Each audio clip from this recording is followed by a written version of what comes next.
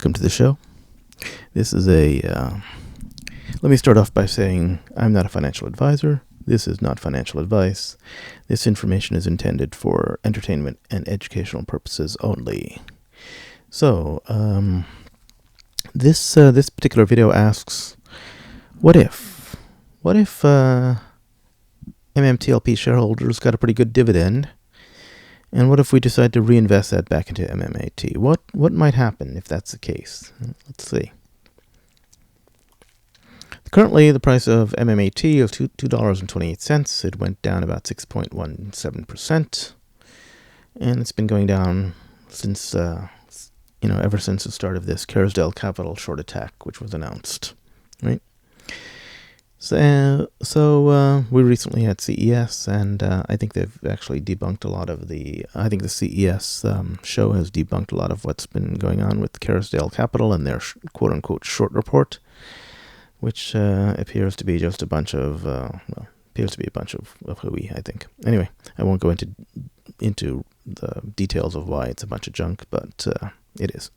Anyway, so the price of MMTLP is $1.28. And that also went down about 4.5% today. Okay.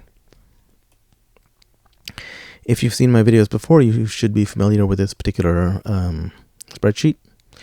It takes the price of oil, the amount of oil in the ground, and calculates what the dividend per share would be for MMTLP. Okay. It factors in the 49% revenue interest, the 21% corporate tax, the underwriter's fee, the 3.2 billion barrels of oil in the ground, and the 12% value of oil, the 12% accommodation for the fact that the oil is in the ground and not pumped up already. Okay. So this spreadsheet resulted in making this graph over here, as we can see, which took various different prices of oil and looked at what the possible dividends might be for various different prices of oil for MMTLP. We just took this spreadsheet and basically we spread it out amongst, among different varying oil price values, right? 75, 80, all the way up to $120 and all the way down to $30 per barrel, okay? But this spreadsheet comes from this video, which was done by Pigeon. So she came up with this calculation method, and I back-tested it against the ConocoPhillips data to see what ConocoPhillips recently bought some oil. They bought They spent $9.5 billion for a bunch of oil in the Permian Basin from Shell. And when you take Roller Pigeon's calculations and you backtest it against ConocoPhillips, you come up with a surprisingly accurate valuation for the land.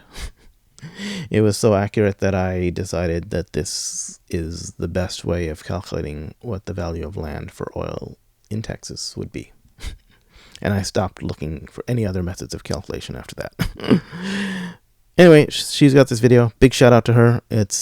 She did a great job in figuring out, how much the dividend might be.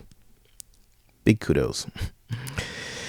So a friend of mine said to me, "Hey, can you send me that? That spreadsheet looks pretty cool." I said, "Yeah, sure, but it's not hard to make. I showed you how to make it. Could you make it on your own, based upon the video? I mean, it's not really that hard." And he said, "Yeah, but I mean, it's really nice if I could just have the spreadsheet. Then I know that I haven't made any mistakes in entering the data or anything like that, or my calculations aren't off because I was I referenced the wrong cell or anything like that." I said, "Okay, sure, I can give it to you in a flash key or something like that, but I mean, do you know how I might be able to get it to to all the people who watched this YouTube video?" And we didn't have an easy answer back then, but now I've got a GitHub account, so I put it on GitHub. So this spreadsheet is available on GitHub, so you can download it from there, use it to your heart's content, modify it, pass it around to your friends. If you come up with a better method of calculation, I'm requesting that you make a video about it and share it with us, and let me know so that I can update it as well too if need be. Just in general, I mean, hey, if you got a better method, let us know. In the meantime, you can download the spreadsheet from GitHub. So there you go. So I updated the spreadsheet or I made a calculation based upon that spreadsheet to see what would happen if you reinvested that data. So let's see how that calculation works.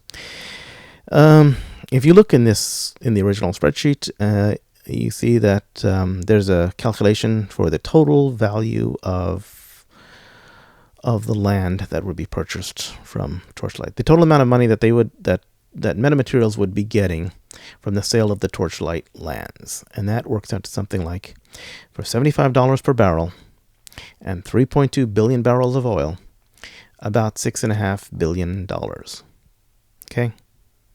So I took that $6.5 billion, and that $6.5 billion gets divided up across 165 million shares, and that works out to something like $39.36 per share. But if you take, but that $6.5 billion is actual, that's the whole dividend. That's all the dividend of all the shares combined. That's the works, right? So if you take that $6.5 billion and you say people might reinvest back, say, just 25%, 25% only, just say, they reinvest back. That means that they'd be reinvesting back $1.622 billion, or $1.623 billion back into MetaMaterials. Okay? At a price of $2.28 per share, that means that they would be buying 711 million shares of MetaMaterials. Quite a lot. It's quite a lot considering that only 281 million shares were issued. Insiders own 50 million shares, and that institutions own 41 million shares, which leaves only 188 million shares left over. If you're going to be buying 711 million shares, that means somehow they need to come up with an additional 523 million shares. So that might not even be possible. Suppose you only bought 12.5%. Well, then you're still short by 167 million shares. You're still short by 167 million shares if only $1 out of $8 that came back to you got reinvested into MetaMaterials. Interesting. And if you come down to 7%, right, then you're short by about 10 million shares only. But you're still short. If just a small fraction of the money of MetaMaterials goes back into, if a small fraction of the money of MMTLP goes back into buying MetaMaterials stock, you'll have basically bought up all the stock that exists at the current price of $2.28. But we all know that's not possible because the price would go up if people bought all the shares, right? I mean, that's just natural, right? I mean, if you buy all the shares, the price is going to go up. That's just the way it is. So you can't do that. But we forgot about someone called Mr. Market Maker. Mr. Market Maker stands in between buyers and sellers, and he facilitates trades. He makes it easier for people to trade. He adds liquidity to markets, right? That means he makes sure that you can buy and sell. He makes sure buyers can buy and sellers can sell. And he's allowed to naked short in order to add that liquidity. He's got a superpower. He's got a special superpower nobody else has. So Mr. Market Maker may allow people to buy greater than 100% of the shares because he can naked short. So he can naked short. He's allowed. Now, a lot of people believe that over 100% of the shares have already been issued via naked shorting. So, maybe it already happened. Who knows? Hard to say. Hard to say. Some people believe it hasn't. Some people believe it has, right? Who knows? Anyway, so let's go back to the chart again, right? Let's go back to the spreadsheet. So if we look, we know that there's not enough shares, right, out there. But let's say that the market makers get involved and they will sell you the shares, even though they don't exist. And they can do it because they naked short. Let's say that they did do it, right? And they naked shorted. And let's say 25% of the shares that came back that were issued, let's just say that they got DRS'd. What would happen then? I don't know. Well, 25% of 711 million is 180 million shares. There's only 188 million shares left. So if 180 million shares got DRS'd, it means there'd just be 8 million shares left. That's quite interesting. That's really interesting. Now, suppose more shareholders decided to do this. Suppose people decided to do more than 25%. things might really get interesting then at that point. I don't know what would happen. I really don't. But it is an interesting question. I'm not suggesting anyone does this. I'm not suggesting, you know, anything of any nature whatsoever, right? Let's just get back.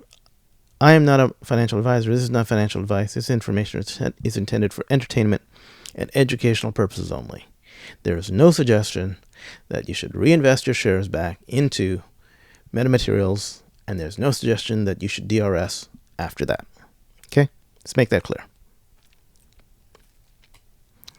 So, let's just say that that you wanted to buy 1,000 shares, or that you had 1,000 shares. You might have spent like $1,280 to get 1,000 shares, right? If that happened, that's you'd be spending $1,280. You'd spend $1,280 to get 1,000 shares of MMTLP. It's not bad. And if the dividend was something like $45 a share, that's $45,000 you get in dividends. And you got to pay taxes on that. So in terms of qualified dividends, if you hold on to the MMTLP shares, you might qualify for qualified dividends, which means you get the treatment of capital gains rates. Combine that with state income tax. I live in California, so we pay very high state income taxes. And combine that with the Obamacare tax, which gets added on to capital gains and dividends. And the result is you might be paying something like 37.1% total tax rate across Fed, state, and Obamacare and all that stuff, right? Which means that $45,000, of that $45,000, you probably be paying $16,000 in taxes, or $16,695 in taxes. And that leaves you after taxes with a grand total of $28,305. It's not too bad. It's not too shabby. And if you did decide to buy metamaterials with that, when you reinvested 100%, you might be spending that $28,000 back to buy metamaterials at a price of $2.28. That means you would be getting something like $12,414 shares of metamaterials, MMAT. Okay. Now we all know that there's not enough shares to go around to do that, but if for everyone to do that. But if it did, chances are that the price might skyrocket. We know that GameStop, the price skyrocketed there. It went from $4 to $480. That's a 120x move. And 120x move in metamaterials, that would mean something like a $273 price for metamaterials, right? Again, that's a pretty astounding move. I'm not saying that you would get that. Let's just say that you get 100x. I mean, let's just say that the price goes to $100 a share, right? Not even 273. Let's say it doesn't GameStop. Let's say it goes a lot less, right? It goes about 1/3 almost, let's say. $100 a share. Not too bad, right? If it gets there, then that means that your 12,414 shares works out to $1.241 million in gross revenue, of course. You got to pay taxes on that. And if you're doing this in the short term, in terms of short-term capital gains, you're going to be probably paying up to 54.1% in California. Because don't forget, you got short-term capital gains, state income tax, and Obamacare tax. That means you might be paying something like $650,000 in taxes total. So after taxes, we're talking about you got about $500,000 left. That's if things happen in the short term. Now, if you're able to hold this for a year, you can do long-term capital gains. If you hold it for over a year, you're paying 37.1% in California, one of the highest tax rates in the country. That means you're paying $450,000 in tax total to the feds and to the state, right? And that leaves you with about greater than $750,000 after taxes. That's not too bad. And I'm not suggesting anyone does this, of course, right? This is just the speculation. And this is just a what-if question, right? I mean, so this is, I'm not a financial advisor. This is not financial advice. This information is intended for entertainment and educational purposes only, for sure. Just wanted to reiterate that. So, and this, again, this video is a what if video. None of this might happen. And I'm definitely not suggesting that you do any of this. This is just a what if. What if, I wonder. And with that, goodbye.